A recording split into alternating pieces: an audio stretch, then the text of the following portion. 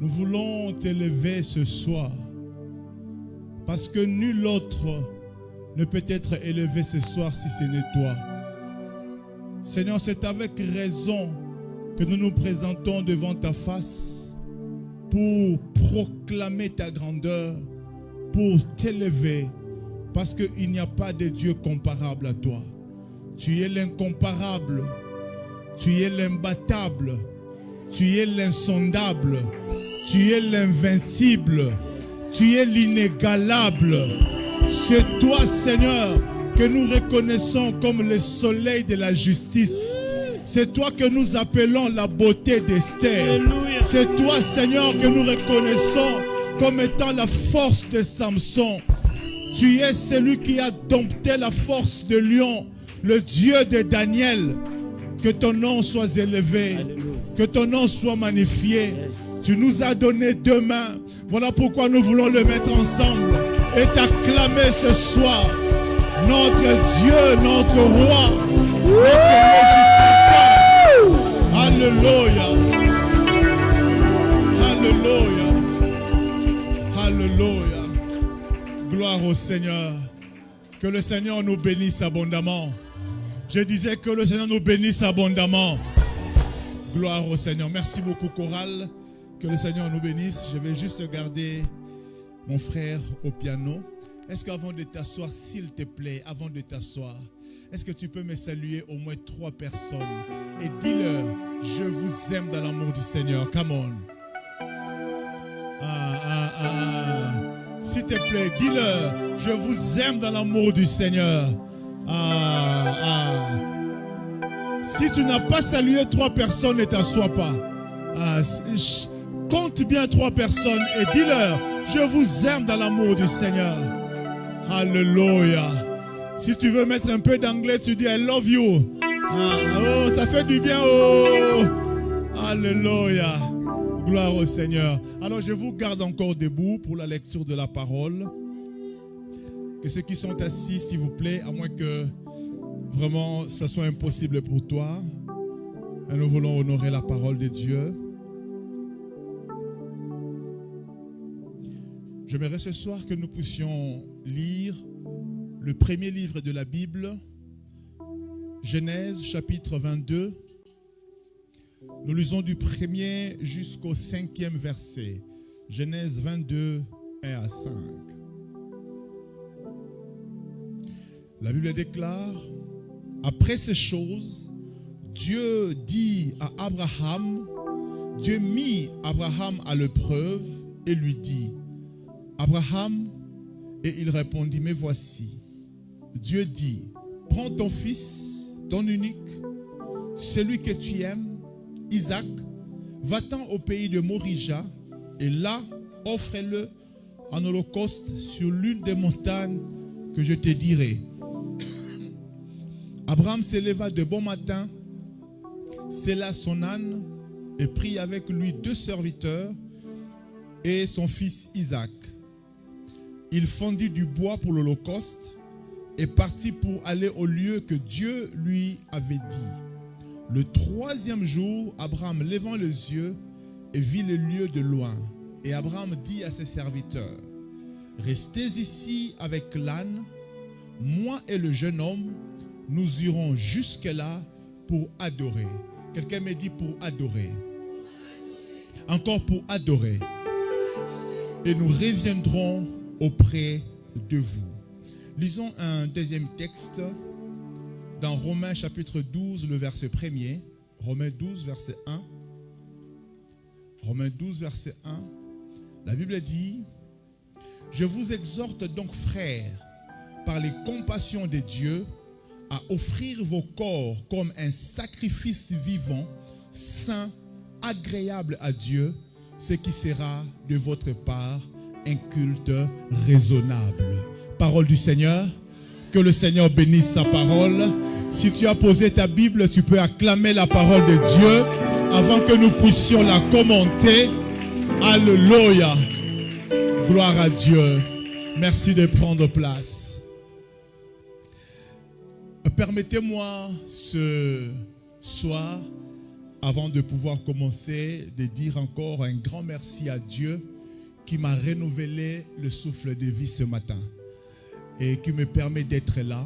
Vous savez, ce n'est pas un acquis que nous nous soyons vus hier et qu'on se voit aujourd'hui. La Bible déclare que chaque matin, Dieu renouvelle ses bontés. Et il est écrit dans le dernier psaume que tous ceux qui respirent fassent quoi? Est-ce que quelqu'un respire ce soir? Est-ce que tu respires? Est-ce que tu peux maintenant louer Dieu pour la respiration? Il ne se fatigue pas de nous donner le souffle de vie. Alors nous aussi, on ne va pas se fatiguer de le louer. C'est un cycle. Alléluia. Il nous donne le souffle de vie. Nous, on fait quoi? On les loue. Si toi, tu dis, j'ai beaucoup loué, Dieu aussi dit, j'ai beaucoup donné souffle de vie. Tu dors comme ça, tu ne te réveilles pas. Ce n'est pas le réveil que tu mets le matin là qui te réveille. Hein? Prends ce réveil-là, va le mettre à la morgue. Ça va sonner jusqu'à... Personne ne va se réveiller. Tu comprends, non? Si tu te réveilles, écoute-moi, c'est parce que chaque matin, Dieu fait comme une liste de présence. Israël Fundi, réveillez-le. Il y a une sélection. Alléluia. C'est-à-dire, dis-toi que chaque matin, Dieu t'a sélectionné. Est-ce que les sélectionnés de Dieu sont là ce soir? Oh, je ne cesserai jamais de louer mon Dieu. Amen. Merci beaucoup à Papa Israël, à Maman Fundi pour leur accueil. Prennent soin de moi. J'ai prié Dieu de ne pas rentrer avec 2 kilos en plus. J'ai prié Dieu vraiment de ne pas prendre trop de kilos. Parce qu'ils me font tellement manger. Que le Seigneur soit loué. Alors, depuis quelque temps, nous sommes en train de parler sur l'adoration. J'aimerais nous rappeler que 3 objectifs sont poursuivis dans les différents enseignements que nous sommes en train de donner sur l'adoration. Le premier objectif qui est poursuivi, c'est celui de comprendre ou de définir le concept de l'adoration. C'est-à-dire, dans toutes les interventions que nous aurons à faire, c'est vraiment chercher à nous faire comprendre c'est quoi l'adoration. Et le deuxième objectif qui est poursuivi, c'est de comprendre les effets de l'adoration. Ce qui arrive quand nous sommes en train d'adorer. Et le troisième objectif, c'est comment justement il faut adorer. Donc dans toutes nos interventions, ce sont ces 3 objectifs-là que nous poursuivons. Dans chaque message, dans l'un ou dans l'autre, vous allez trouver ces 3 objectifs. Ce sont ces buts-là que nous voulons atteindre. Au bout de ces 6 jours, si quelqu'un a bien compris l'adoration, je bénis Dieu parce que j'aurai atteint mon but. Si quelqu'un comprend les effets qui se passent quand je suis en train d'adorer, si quelqu'un a compris ça, j'aurai atteint mon but. Et finalement, si quelqu'un qui peut-être ne savait pas vraiment comment adorer, sait le faire, alors j'aurai atteint mon but. Alléluia. Et dans les différentes définitions que nous avons données de l'adoration, nous avons dit le premier jour que l'adoration, c'est une affaire des rencontres. La rencontre entre l'humain et le divin, entre l'invisible et le visible. Et nous avons dit, une fois que cette rencontre-là est établie, il y a des effets. Et l'une des choses pour produire ces effets-là, c'est justement savoir proclamer la grandeur, l'identité de Dieu, n'est-ce pas? Et quand nous proclamons l'identité de Dieu, malgré nos problèmes, malgré nos soucis, nous commençons d'abord par reconnaître Dieu. Qu'est-ce qui se passe? Dieu s'occupe du reste. C'est même dans la même optique que Jésus-Christ dira un peu plus tard, recherchez premièrement le royaume de Dieu et sa justice et toutes les autres choses. Autrement dit, commencez d'abord par adorer Dieu. Commencez d'abord par élever Dieu. Et quand vous élevez Dieu, Dieu s'occupe du reste. Si tu regardes ton voisin, dis-lui, Dieu s'occupera du reste. Toi, ce que tu as à faire, c'est de faire quoi? d'adorer Dieu, de lui faire confiance. Amen. Parce qu'en définitive, adorer Dieu, c'est aussi lui faire confiance. Alléluia. Et ce soir, je poursuis un peu la définition et la compréhension de l'adoration. Et pour cela, j'aimerais faire ce qu'en théologie, on dit la loi de la première mention. Vous savez, en herméneutique ou dans l'interprétation de la Bible, il y a un concept où il y a une manière de faire qu'on appelle la loi de la première mention. C'est-à-dire, si tu veux bien comprendre un concept, va d'abord trouver la première fois où le concept a été défini, ou dans quel contexte la chose a été dite. C'est en ce moment-là que tu pourras bien comprendre la chose. Alors, quand il s'agit d'adorer, la première fois où le mot adorer est cité dans la Bible, c'est dans Genèse, chapitre 22, que nous venons de lire, et au verset 5, où Abraham dit à ses serviteurs, restez ici avec l'âne, et moi et le jeune homme, nous irons jusque-là pour adorer. Amen. Mais nous comprenons que adorer dont Abraham est en train de parler, il s'agit de sacrifier son fils. C'est-à-dire, Abraham est en train d'aller sacrifier son fils, mais il dit, je vais adorer. Donc c'est comme si adorer peut être substitué par sacrifier. C'est-à-dire, Abraham est en train d'aller adorer, sacrifier son fils, mais lui, il appelle ça adoration. Autrement dit, une vraie adoration ne peut pas se faire sans sacrifice. Ton amen ne me convainc pas. Abraham, Dieu veut mettre son amour à l'épreuve. Parce que apparemment, Abraham s'était un peu déconnecté de Dieu. À un moment, Dieu était la priorité d'Abraham. Mais après un certain temps, même celui qu'on appelle le père de la foi a eu quelques crises. À telle enseigne que la voix de Dieu n'était plus prépondérante dans sa vie. Abraham commençait à écouter beaucoup plus sa femme.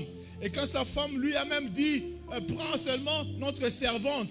Abraham a pris la servante, ils ont eu Ismaël. Et puis finalement, Dieu dans sa fidélité, il vient quand même accomplir sa promesse. Isaac est venu. Et apparemment même quand Isaac arrive, on dirait que toute l'attention d'Abraham se concentre maintenant sur Isaac. Dieu ne se sent pas complètement aimé. Alors il dit, je vais tester Abraham. Parce que c'est ce qui est écrit. Il dit, Dieu mit Abraham à l'épreuve. Au fait, Dieu n'avait jamais eu l'intention de sacrifier Isaac. Parce que Dieu ne peut pas te demander ce que lui-même n'a pas encore fait. Parce que Dieu devait plus tard sacrifier Jésus. Mais il ne l'avait pas encore fait. C'est-à-dire, quand il demande à Abraham, il dit, mais Abraham ne peut pas. C'est moi qui donne la semence au semeur. Moi-même, je n'ai pas encore fait ça. Alors, Abraham ne peut pas faire ça avant moi. Mais il le pousse jusqu'à un certain niveau. Mais il dit, non, tu dois t'arrêter. Parce que le but, c'était juste de t'éprouver. Parce que je veux être sûr que tu m'aimes. Je veux être sûr que je continue à être ta priorité. Que quelle que soit la chose que je peux te donner, je resterai ta priorité. N'oubliez pas que parmi les descriptifs de Dieu, Dieu est un Dieu jaloux. Cet amen-là, je le prends, je le mets à la poubelle. Je dis, Dieu est un Dieu jaloux. D'ailleurs, même si Dieu te bénit, fais attention que la bénédiction de Dieu ne remplace jamais le Dieu de la bénédiction. Dieu doit toujours occuper sa place. Voilà pourquoi même si aujourd'hui j'étais en Ferrari, s'il s'agit d'adorer Dieu, je laisse la Ferrari, j'adore Dieu. J'étais, avant de venir ici, 2 semaines avant, j'étais à Maryland, à Washington DC, aux États-Unis. Et là, je rencontre un père qui est en Afrique du Sud. Et on devait se séparer. Mais on était vraiment à la rue. Mais on devait se séparer. Et parmi mes principes, je ne peux pas rencontrer un père sans lui donner. Je dois déposer quelque chose. Alors, je prends mon porte-monnaie. Je pense que je devais avoir 100 ou 150 euros. Je prends tout ce que j'avais sur la rue. Je me mets à genoux. Je dépose mon offre. Je dis, papa, prie. Et lui, il était dans la voiture. Il a mis la main. Et moi, à genoux sur la rue. Pasteur que je suis. Père de famille que je suis. Mais devant Dieu, je reste toujours un enfant. Donne-moi un bon amen, non? Donne-moi un bon amen. Quel que soit le niveau où tu es, reste toujours un enfant. Et Dieu voulait voir si Abraham lui donnerait toujours la priorité. Alléluia. Et Dieu lui dit, sacrifie-moi ton fils, je vais te tester.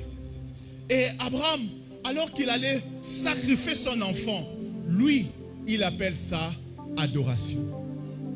Bien-aimés dans le Seigneur, l'adoration, ce n'est pas seulement les mots. Les mots, c'est important. Prononcer des paroles élogieuses pour Dieu, c'est bien. Mais l'adoration va au-delà des paroles. L'adoration, c'est d'abord une vie. C'est d'abord une vie. J'aimerais dire à quelqu'un, Dieu n'est pas intéressé par des mots d'un flatteur ou d'un escroc. Alléluia.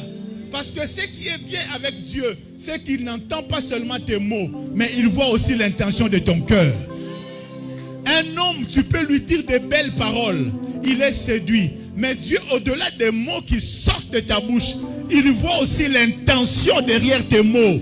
Il sait voir aussi ton cœur. Voilà pourquoi le vrai adorateur, c'est que Jésus avait dit, il adorera le Père en esprit et en vérité. La vraie adoration va au-delà des mots. C'est ton comportement, c'est ton attitude. Et voilà même pourquoi quand on parle d'adorer, en grec, on parle de proskuneo, c'est prosterner. Tu ne dis pas seulement, mais tu joins les paroles avec un geste. Tu te prosternes. Ce n'est pas seulement le mot, mais c'est l'attitude qui va avec. Alléluia. Il ne s'agit pas seulement des paroles, mais il s'agit aussi de l'attitude. Voilà pourquoi l'apôtre Paul dira un peu plus tard, il dit, je vous exhorte frères, par les compassions de Dieu, à offrir vos corps comme un sacrifice. Yaya, ton corps peut être une adoration. Si l'adoration n'était liée qu'aux paroles, alors le muet n'adorerait pas Dieu. Ceux qui ne parlent pas n'adoreraient pas Dieu. Oh! L'adoration, c'est d'abord la vie que tu mènes. Il faut que ton corps soit une adoration pour Dieu. Tu ne peux pas venir servir Dieu ici, chanter ici, et 2 heures avant, tu étais là où tu étais. Aujourd'hui, on a affaire à des chrétiens. Dimanche, il est ici en train de louer, mais samedi, il était en train de falléliser. Il était en train de...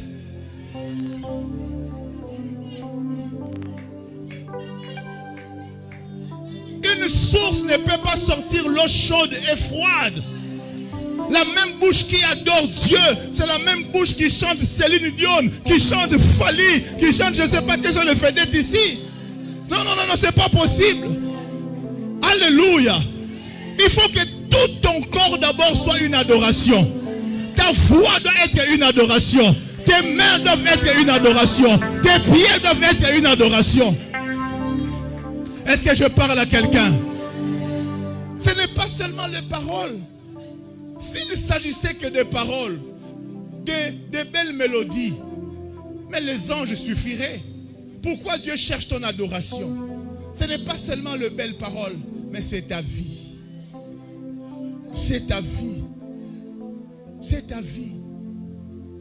Tu dois d'abord marcher dans la crainte de Dieu. Ton corps, ta vie doit être un sacrifice. Tu es prêt à mourir pour Dieu. Voilà pourquoi quand je vous ai parlé même du chameau, je vous ai dit que le chameau est un animal de sacrifice. Il peut se sacrifier pour son maître. Mais pour que ce maître atteigne ses objectifs. Alléluia. Alléluia.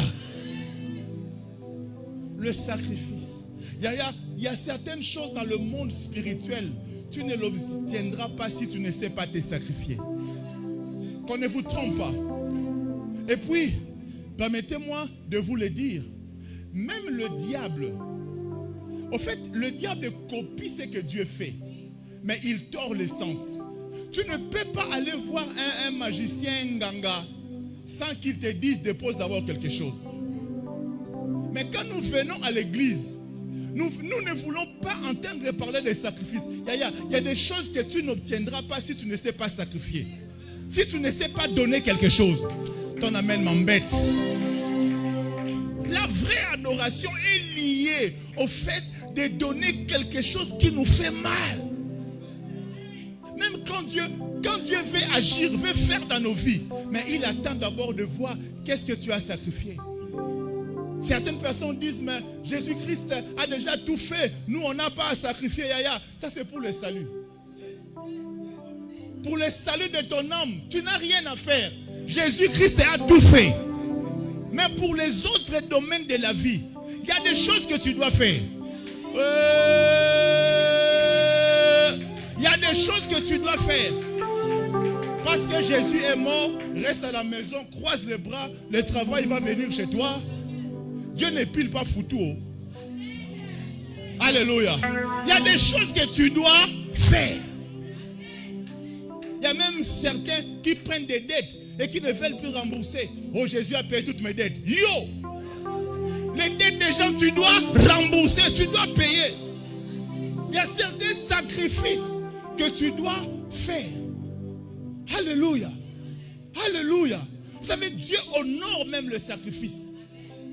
Ton amen m'embête. Vous savez, je vais vous donner un témoignage. Je vous ai dit le dimanche que j'ai 4 enfants. Mon premier fils a aujourd'hui 18 ans. Mon deuxième fils a 15 ans.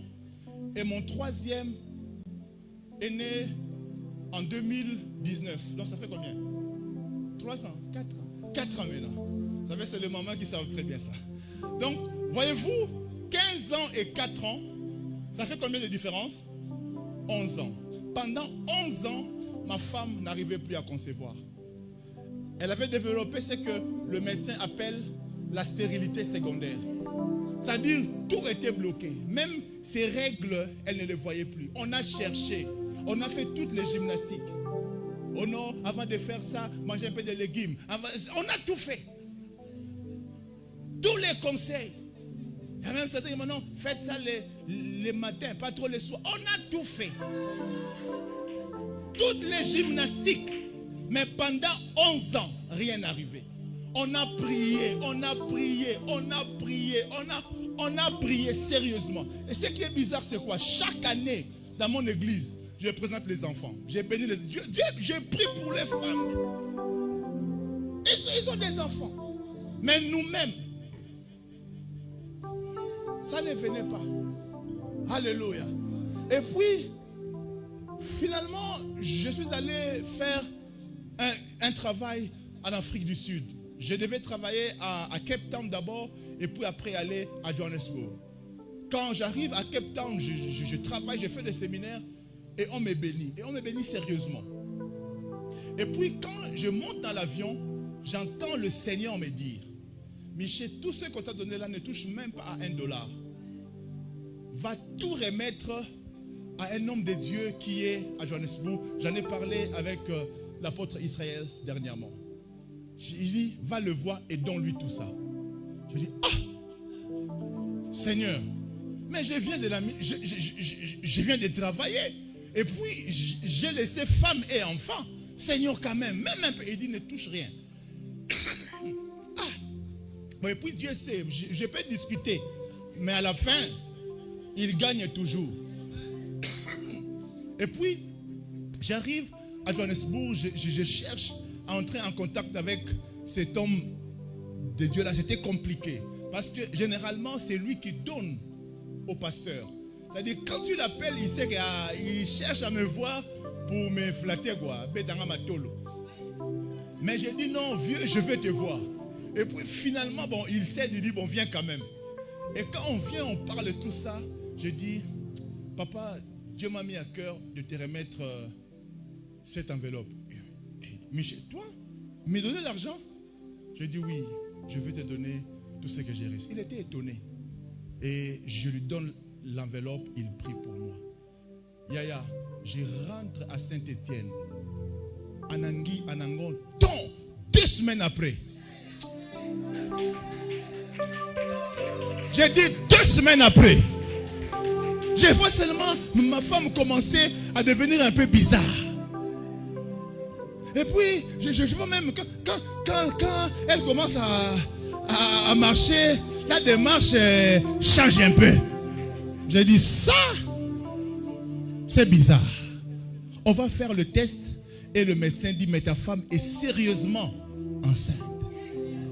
Oh! Qu'est-ce qui déclenche ça? C'est le sacrifice.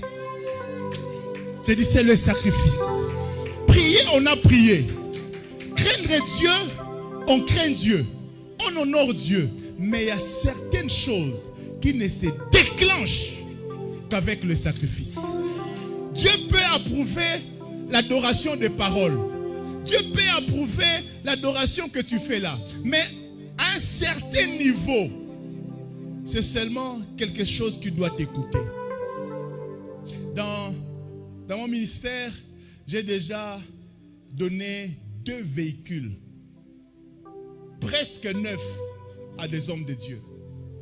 Une fois, je me rappelle, on était encore en Italie et il y a un pasteur, un ami qui m'a invité à aller prêcher dans son église à Turin. Et j'arrive là-bas, je prêche le premier jour. Je prêche. Et puis, on finit la prédication, on rentre à l'hôtel avec ma femme, parce que je n'étais pas avec ma femme. Et quand on finit de manger, je vais prier comme ça. Dieu me dit, prends la voiture avec laquelle vous êtes venus. Donne-la à cet homme de Dieu-là. Je me lève, je dis, au nom de Jésus, au nom de... ça dit, non, ça peut pas être Dieu. La voiture que je veux, il n'y a même pas 2 mois. Yaya, j'ai commencé à chasser l'esprit de perte, l'esprit de vol. Quand j'ai fini, Dieu me dit, tu as fini? Il dit, c'est moi qui t'ai dit, prends la voiture et donne.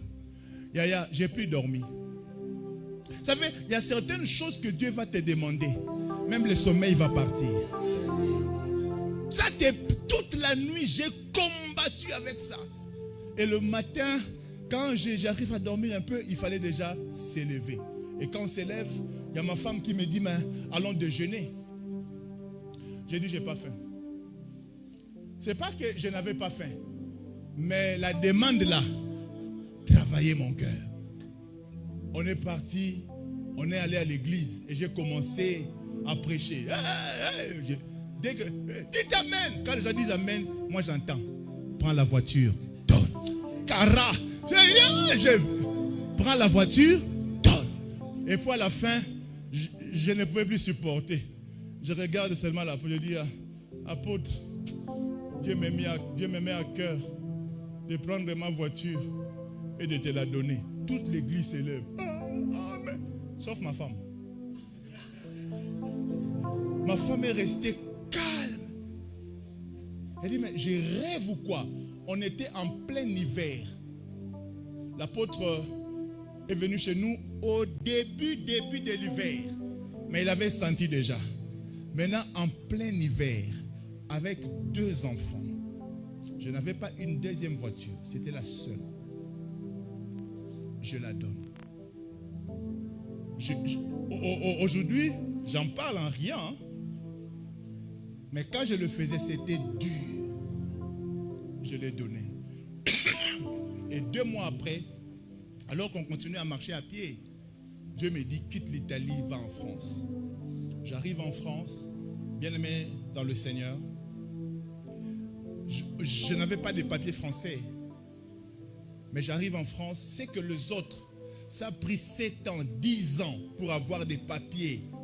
En une année, on nous a tous donné des papiers français. En une année. Et en 2 ans, c'est qui normalement fait 5 ans ou 10 ans, en 2 ans, on nous a donné la nationalité française. Et la voiture que j'avais donnée, une année après, j'en ai acheté une autre, presque au même prix. Alléluia. Vous savez quoi? Quand Dieu te demande un sacrifice, au fait, ici d'ailleurs, on peut bien comprendre ça. Vous voyez la mangue. La mangue. Dieu te donnera la mangue pour manger, mais il t'interdira de manger le noyau. Parce que le noyau, on ne le mange pas. Quand tu prends le noyau, tu sèmes. Quand tu fais un sacrifice pour Dieu, au fait, qu'est-ce qui arrive? C'est que le noyau va d'abord te produire, pas d'abord la mangue. Parce que certains, on commence à utiliser Dieu comme c'était Bindo ou Madova ou je ne sais pas quoi. Ça dit, si je donne l'argent, j'aurai l'argent. Non, non, non, non. Quand tu sèmes à Dieu, Dieu ne va pas forcément d'abord te donner l'argent. Parce que quand tu sèmes le noyau, ce qui sort d'abord, c'est l'arbre, non? Mais déjà, avec le manguier, ça peut déjà te soigner. Hein? Tu vois, les écorces du manguier, là, tu peux utiliser ça, ça aide pour le mal de ventre et tout. Ça dit, quand tu sèmes, Dieu peut déjà commencer à guérir. Ta sémence peut apporter la guérison. Ça n'a rien à voir d'abord avec l'argent. Dieu va commencer à guérir, à faire des choses juste à cause du sacrifice. Mais quand l'arbre grandit, le manguier grandit, il y a des arbres, il y a des feuilles. Tu peux maintenant même commencer à venir te protéger, t'abriter sous le soleil. Et tu vois, non? C'est-à-dire, Dieu, à cause du noyau, il peut te protéger. Il y a certains qui sont protégés à cause des sacrifices qu'ils font. Dieu protège ta famille. Dieu protège ton travail. C'est-à-dire, Dieu t'épargne des accidents. Il ne faut pas seulement d'abord avoir l'argent. Alléluia. Il y a certains, même avec tous ces événements-là, peut-être sont en prison. Mais toi, à cause des sacrifices, Dieu t'a épargné. Tu pouvais aussi être là-bas, mais Dieu t'épargne d'abord. Alléluia. Il te sécurise. Mais ce qui est vrai, c'est quoi? Après l'arbre, après les branches, après le feuille, qu'est-ce qui va arriver? Le fruit. Pas un fruit. Des fruits. Et dans les fruits, on va retrouver le noyau. C'est-à-dire la sémence originelle, on la retrouve toujours. Si tu as sémé l'argent, tu retrouveras, je parle un mauvais français sciemment. Si tu as sémé l'argent, tu retrouveras des argents. Tu as sémé un noyau, mais tu retrouveras des noyaux. Mais avant le noyau, Dieu va déjà faire beaucoup de choses. J'aimerais dire à quelqu'un, tous les sacrifices que tu fais pour Dieu, ne pense pas que ça part en vain. Quand tu viens servir Dieu, quand tu soutiens l'œuvre de Dieu, quand tu donnes à Dieu, ne vois pas d'abord l'argent. Le fait que tu respires déjà, le fait que tu peux danser déjà, le fait que tu peux bouger déjà, c'est déjà la bénédiction de Dieu. Mais ce qui est vrai, c'est que l'attente là, le désir originel, le besoin là, Dieu te l'accordera. S'il faut même que Dieu te ressuscite pour voir ta prière exaucée, Dieu va te ressusciter. Rappelez-vous de Moïse. Moïse a fait la demande, je vais voir ta face. Mais il l'a fait dans une mauvaise dispensation. Dieu a retenu sa prière. Quand Jésus-Christ, qui est l'image invisible du Dieu visible, est arrivé, Dieu a rappelé Moïse sur la montagne de la transfiguration pour qu'il voie maintenant la face de Dieu. J'ai dit, tu ne mourras pas avant de voir ta prière exaucée. J'ai dit, tu ne mourras pas avant de voir ta prière exaucée. Même si ça te semble que tous les sacrifices que j'ai faits, apparemment, c'est en vain. Ce n'est pas en vain. Voyez-vous, quand on parle du chameau, on parle du chameau comme le seul animal, parce que le chameau est un animal du désert, n'est-ce pas? Du désert. Vous savez, le chameau peut traverser tous les déserts sans mourir. Alors que tous les autres animaux, même les lions, s'ils s'asardent dans les déserts, vous allez voir sa caracasse. Les léopards, ils n'osent pas dans les déserts. Mais le chameau est le seul animal qui peut traverser les déserts. Parce que le chameau est le seul animal qui peut perdre jusqu'aux 2/3 de son poids. C'est le seul mammifère qui peut perdre jusqu'aux 2/3 de son poids. Ça veut dire que tout autre mammifère, s'il perd 2/3 de son poids, il meurt. Mais le chameau, même avec 2/3 de son poids perdu, il continue quand même à aller. Il continue quand même à avancer. Même quand c'est dur, là où les autres ont abandonné, le chameau n'abandonne jamais. C'est dur, mais j'avance quand même. Mais qu'est-ce qui permet au chameau d'avancer? Parce que dans le sein du chameau, il y a comme une réserve. Vous savez, quand le chameau mange, mais il garde un dépôt. Voilà pourquoi l'apôtre Paul dira à Timothée un peu plus tard, garde le bon dépôt. Oh! Garde le bon dépôt. Yaya, que la promesse que Dieu t'a faite, que tu ne l'oublies jamais. Garde-la au fait fond de... Même quand ça barde, que la promesse de Dieu soit gardée dans ton cœur. C'est cette promesse-là, malgré les intempéries, tu dis, c'est que Dieu m'a dit, finira par arriver. Car c'est lui qui a fait la promesse et fidèle. Il me reste 15 minutes et je vais finir. J'aimerais dire à quelqu'un ceci. N'arrête jamais de sacrifier. Je vais prendre deux personnes volontaires, deux hommes. Rapidement. Oh!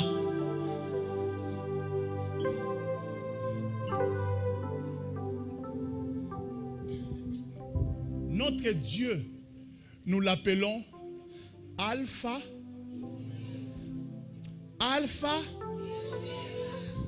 Il est le commencement, il est la fin. Alpha et Oméga, c'est en grec. Alpha, c'est la première lettre de l'alphabet grec. Oméga, c'est la dernière lettre de l'alphabet grec. Ça veut dire quoi? Dieu, il est A. Je peux dire ça en français, ce n'est pas un péché. Dieu, il est A. Il est Z. Je peux dire, oh Dieu, tu es A et Z. Ce n'est pas un péché. C'est comme que j'ai dit, il est Alpha et... Oh, il s'est dit, il est au commencement et il est à la fin. Mais laisse-moi te dire ceci. Notre Dieu, comme nous avons lu hier, il est éternel. Ça veut dire il est au présent, au passé. Dieu navigue. Tu es avec moi? Dieu navigue. Ça veut dire Dieu peut aller au présent. Il est partout. Il est éternel. Voilà pourquoi j'aimerais te dire ceci. En vérité, avant que Dieu vienne te faire une promesse dans ton A, il est déjà parti dans ton Z. Il a tout arrangé dans ton Z. Il a tout concocté. Maintenant, il revient dans ton A et il te fait la promesse. Et il te dit, toi, tu seras grand. Tu ne mourras pas jeune. Tu mourras vieux avec la barbe blanche. Toi, tu seras béni. Toi, tu seras grand. Maintenant, le problème c'est quoi? C'est que quand Dieu nous promet, ce qu'il nous promet, ça n'a rien à voir avec ce que nous vivons. Parce que Dieu n'est pas comme certains prophètes d'aujourd'hui qui prophétisent à vue. Quand ils regardent l'apôtre Israël, Dieu me dit, tu seras élevé. Parce qu'il le voit déjà. Non, Dieu n'est pas comme ça. Dieu n'est pas comme certains prophètes d'aujourd'hui. Quand ils te voient en tongue, esprit des morts. Non. Dieu peut te voir en tongue. Mais il te dit, toi, tu seras élevé. Parce qu'avant de te promettre, Dieu a déjà tout concocté. Ça ne dépend pas de toi. Ça dépend de celui qui a fait la promesse. ne peut pas gâter son nom, comme disent les Ivoiriens. Dieu ne peut pas te faire une promesse et que ça n'arrive pas. La Bible déclare dans le livre des psaumes, sa renommée s'est accrue à cause de l'accomplissement de ses promesses. Dieu n'a jamais menti. Tu ne seras pas la première personne à qui Dieu mentira. Oh, j'ai dit, tu ne seras pas la première personne à qui Dieu mentira. Ce qu'il t'a promis, il le réalisera. J'ai dit, ce qu'il t'a promis, il le fera. Parce qu'il est fidèle. Dieu ne va pas gâter son nom. Mais quand Dieu vient te promettre, il ne te dira pas forcément qu'entre A et Z, il y a des lettres comme B. Entre A et Z, il y a des B. Tu seras blessé. Tu connaîtras des blessures. Mais je te rappelle que ton Dieu n'est pas A et B. Il est qui? A et... Ça dit, malgré les blessures, toi tu dois faire quoi? Tu dois, dis-moi, avancer. Malgré les blessures, tu fais quoi? Dis, j'avance. Malgré les blessures, je fais quoi? Tu connaîtras des lettres comme C, des critiques. Mais qu'est-ce que je fais? Malgré les blessures, je fais quoi? Malgré les critiques, je fais quoi? Malgré des déceptions, je fais quoi? Tu connaîtras même des lettres comme E, des échecs. Malgré les échecs, je fais quoi? C'est que tu ne sais pas. Pendant que tu avances, ta promesse aussi avance. Parce que la Bible dit, écris la prophétie, même si elle tarde. Car elle marche vers son accomplissement. Ça dit, pendant que moi, j'avance, la prophétie aussi avance. Je fais un pas, tu fais un pas. Tu connaîtras des lettres comme I, des injures. Mais tu fais quoi? Tu connaîtras des lettres comme H, des humiliations. Tu fais quoi? Nous là, on a été humiliés. On a été injuriés. On a été trahis. On a été... Oh! On n'a jamais abandonné. Parfois la vie te mettra même un genou par terre. Même en rampant. J'ai fait quoi? Même en rampant, j'ai fait quoi? La vie est parfois dure. Ne me laisse pas tomber. Hein. Parfois, tu seras KO. Tu es KO. La vie est dure. Mais malgré la dureté de la vie, parce que Dieu m'a promis, j'ai fait quoi?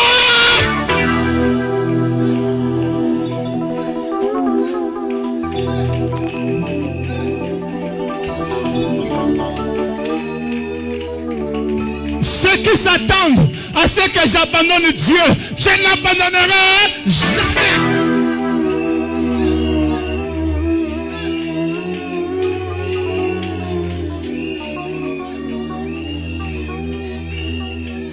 J'avance! J'avance!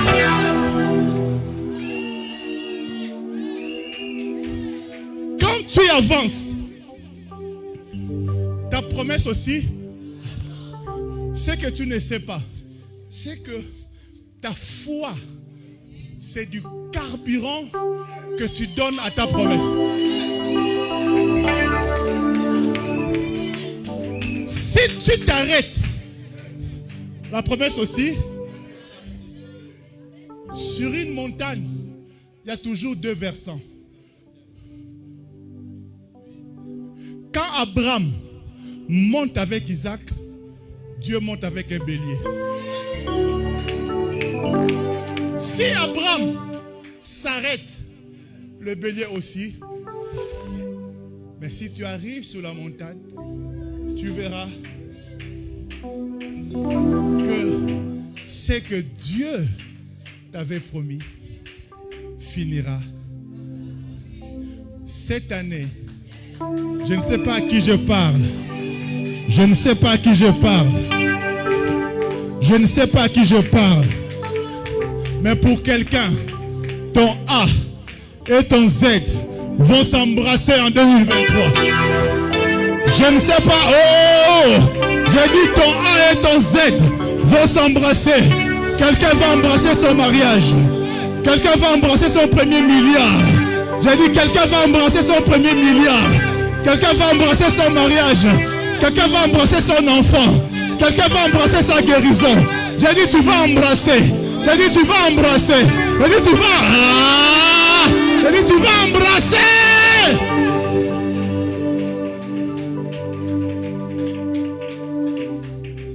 Ton boulot là, tu vas l'embrasser. Quand il y a changement, il y a repositionnement. Le changement là annonce aussi le repositionnement. Il y a ton Z qui va arriver. Le travail de tes rêves va arriver. Ton mari des rêves va arriver. J'ai dit ça va arriver. Malgré tout, n'arrête jamais d'avancer. Ce sont des sacrifices. Arrête d'avancer. On m'a demandé de donner, j'ai donné, donne encore. Quand à chaque fois que Dieu te demande de faire un sacrifice, fais-le. Que le Dieu des cieux te bénisse. Te bénisse.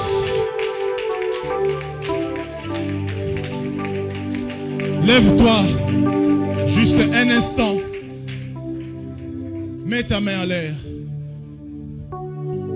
Dis à Dieu, Seigneur, tout esprit de découragement, je l'éloigne de moi. Le diable a cherché à ce que j'arrête d'adorer. Mais ce soir, je prends la décision de continuer à t'adorer malgré tout. De continuer à faire le sacrifice. À continuer à te craindre. Même si le monde se moque de moi, je continuerai à te servir, à vivre dans la crainte de Dieu, à t'honorer. Parce que tu es le bon payeur. Tu es le bon payeur. Tu es le bon payeur. Avec tes propres mots, dis un mot à Dieu, dis un mot à Dieu, dis un mot à Dieu. Réagis à cette prédication.